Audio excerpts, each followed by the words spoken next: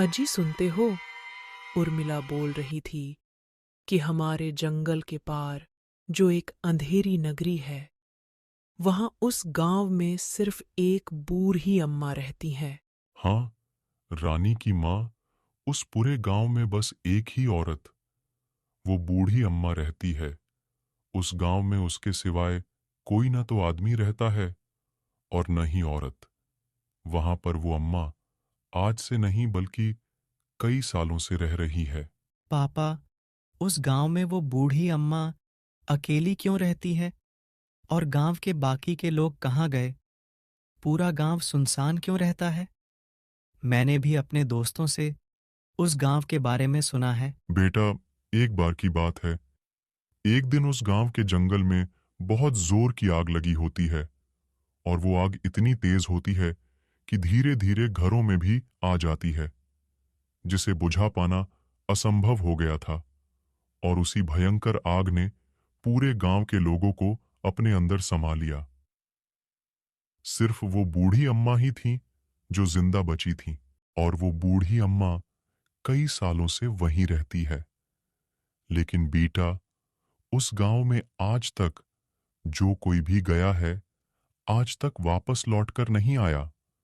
उस गांव में इन सब की आत्माएं भटकती हैं, जिनकी मौत आग में झुलस कर हुई है।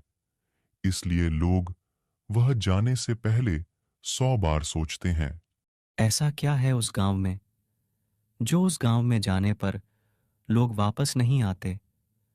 और क्या पापा सच बोल रहे हैं? उस गांव में आत्माएं भटकती है।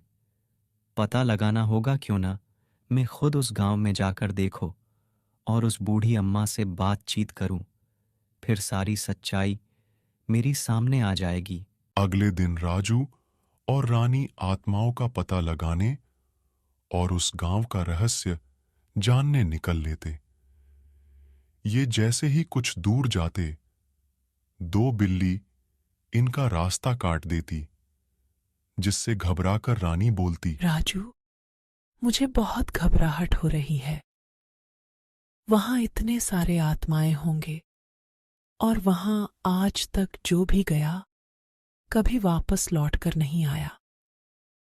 चलो राजू, घर चलते हैं। नहीं रानी, ऐसा कुछ नहीं होगा।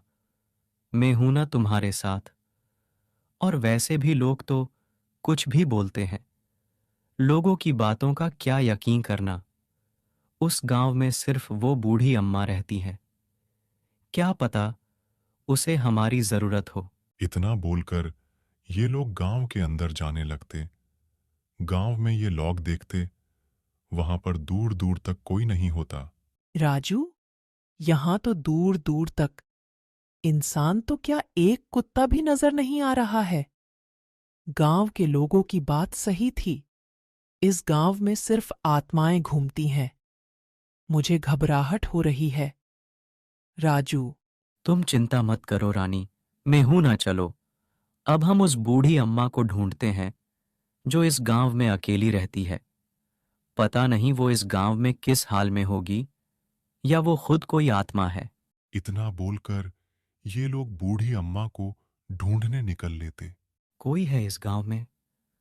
बूढ़ी अम्मा कहाँ हो? हमें आपसे मिलना है। कहाँ हो आप? क्या इस गांव में कोई भी नहीं है जो हमारी बात सुन सकता है? राजू के इतना बोलते ही बूढ़ी अम्मा वहां पर आती, जिसे जैसे ये राजू और रानी देखते पूरा घबरा जाते, क्योंकि ये भी एक आत्मा होती। तुम कौन हो बच्चों, और यहां क्यों आए हो? क्या तुम्हें भी तुम्हारी मौत यहां खींच लाई है? क्या तुम्हें भी बाकी लोगों की तरह यहां मरना है? तुम बच्चे हो, इसलिए बोल रही हूं। लौट